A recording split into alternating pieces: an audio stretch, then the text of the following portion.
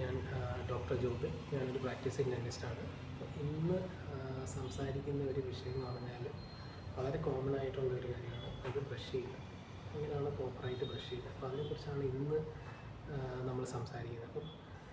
അപ്പോൾ നമുക്കറിയാം പല ആൾക്കാരും ബ്രഷ് ചെയ്യുന്നത് പ്രോപ്പറായിട്ടില്ല. അപ്പോൾ അങ്ങനെ പ്രോപ്പറായിട്ട് ബ്രഷ് ചെയ്യാത്തതുകൊണ്ട് അതിൻ്റേതായ ഒരു റിസൾട്ട് അവർക്ക് കിട്ടാതെ വരികയും ചില കേസിൽ പല്ലിപ്പുളിപ്പിൻ്റെ ബുദ്ധിമുട്ട് അല്ലെങ്കിൽ പൂട് ഇതൊക്കെ റെഗുലറായിട്ട് ചെയ്തിട്ടും മരുന്ന് പറയുന്നവരുണ്ട്. അപ്പം ആ ഒരു കണ്ടീഷൻ വരുന്നതിൻ്റെ ഒരു കാര്യം നമ്മൾ പ്രോപ്പറായിട്ടൊരു കാര്യങ്ങൾ ചെയ്യാത്തത് കൊണ്ട്, പ്രോപ്പറായിട്ടൊരു ബ്രഷിങ് ടെക്നിക്ക് ഫോളോ ചെയ്യാത്തത് കൊണ്ടാണ് ആദ്യം ഒരു കാര്യം. അതുകൊണ്ട് എനിക്ക് തോന്നിയത് ബ്രഷിങ് ടെക്നിക്കിനെ കുറിച്ചൊരു വീഡിയോ ഉണ്ടാക്കണം. അപ്പോൾ അതിലൊരു കുറച്ചുകൂടി നല്ലൊരു ക്ലാരിറ്റി കൊണ്ടുവരാൻ പറ്റും. അതുപോലെ തന്നെ നമ്മൾ റെഗുലറായിട്ടൊരു 6 months ഇടയ്ക്ക് ഒരു ഫോളോ അപ്പും കാര്യങ്ങളും നമ്മൾ ഏത് ഡെന്റിസ്റ്റാണ് കാണിക്കുന്നത് ആ ഡെന്റിസ്റ്റിൻ്റെ അടുത്ത് ഫോളോ അപ്പ് കാര്യങ്ങൾ ചെയ്യുകയാണെങ്കിൽ able to maintain a very good quality. അത് കാരണം നല്ലൊരു മെയിൻറ്റെയിൻ ചെയ്യാനും പറ്റും. വേറെ ബുദ്ധിമുട്ടും കാര്യങ്ങളൊന്നും വരില്ല. കാര്യം ഒരു ട്രീറ്റ്മെൻറ്റ് പെയിനിലേക്ക് എത്തുമ്പോഴാണ് most of the people come to clinic. That should not be the case. അപ്പോൾ അത് ആ ഒരു കേസിലേക്ക് പോകാതെ നമ്മൾ നോക്കണം. പിന്നെ നമ്മളിനി ടോപ്പിക്കിലേക്ക് വരാം. ബ്രഷ് ചെയ്യേണ്ടത്. അപ്പോൾ ബ്രഷ് ചെയ്യുന്ന ചിലവർ നമ്മൾ കേട്ടിട്ടുണ്ട്. ചിലവരൊരു 5 മിനിറ്റ് കൊണ്ട് ബ്രഷ് ചെയ്യാറുണ്ട്. ചില 5 മിനിറ്റ് 15 മിനിറ്റൊക്കെ ബ്രഷ് ചെയ്യുന്ന ആൾക്കാരുണ്ട്. ചിലവർ 5 സെക്കൻഡ് കൊണ്ട് ബ്രഷ് ചെയ്യുന്നുണ്ട്.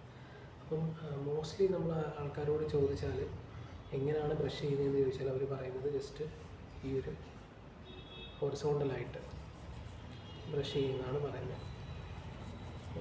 ഈ ഒരു ബ്രഷ് ചെയ്യുന്നതിൻ്റെ ഒരു ഡിസഡ്വാൻറ്റേജ് എന്ന് പറയുകയാണെങ്കിൽ നമ്മുടെ ഈ പല്ലിൻ്റെ ഈ ഒരു പോർഷൻ അല്ലെങ്കിൽ ഈ ഒരു കാണുന്ന ഈ ഒരു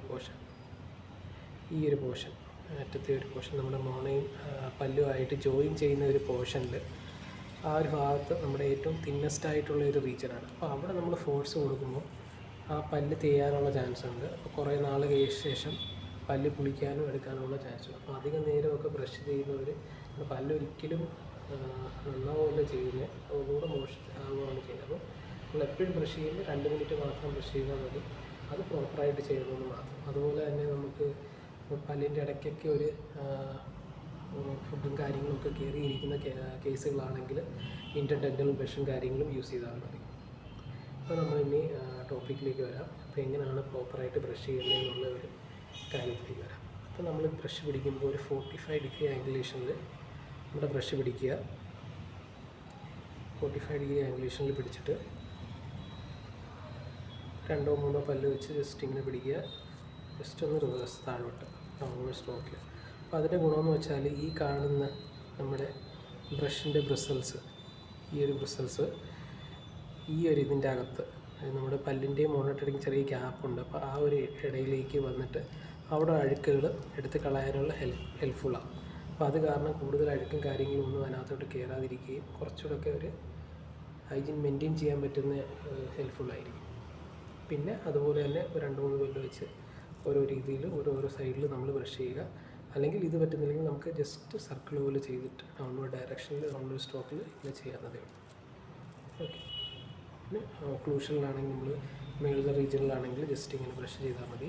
അതുപോലെ തന്നെ അകത്തും ഇതേ സെയിം ജസ്റ്റ് ഇങ്ങനെയാണ് പിടിക്കുന്നതെങ്കിൽ ബ്രഷ് പിടിക്കുന്നതെങ്കിൽ 45 ആംഗുലേഷനിൽ പിടിച്ച് ജസ്റ്റ് ഫോഴ്സിലേക്ക് ചെയ്താൽ മാത്രം മതി.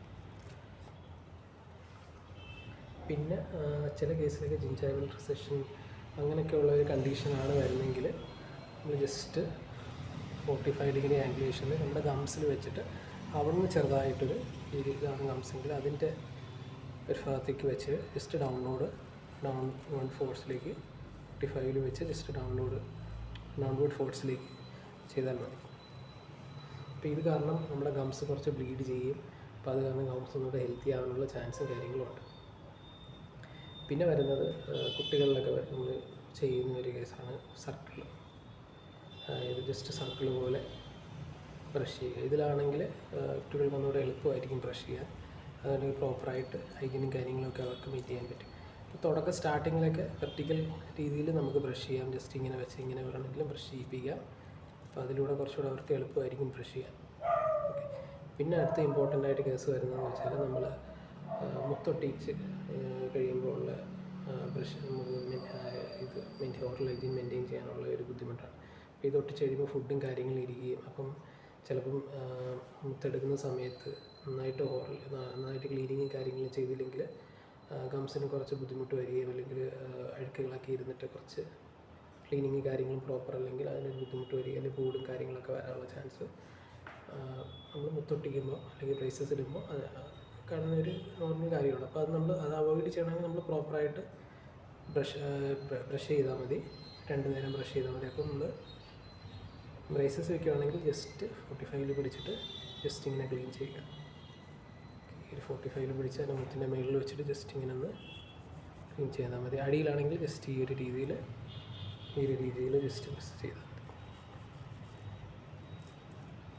ഇതെല്ലാ രീതിയിലും ബാക്കി അകത്തുള്ള പോർഷനിൽ ഞാൻ നേരത്തെ പറഞ്ഞ ടെക്നിക്കിൽ ഉള്ള ആ രീതിയിൽ ചെയ്താൽ മതി. പക്ഷേ മുത്തൊട്ടിക്കുന്ന ഭാഗത്ത് മാത്രം നമ്മൾ ജസ്റ്റ് 45 വെച്ചിട്ട് ആ ഒരു റീജിയനിൽ മാത്രം ജസ്റ്റ് ക്ലീൻ ചെയ്യുക. അതിൻ്റെ അടിയിൽ ജസ്റ്റ് ഇങ്ങനെ ഒരു പോർഷനിൽ 45 വെച്ച് ജസ്റ്റ് ഇങ്ങനെ ക്ലീൻ ചെയ്യുക.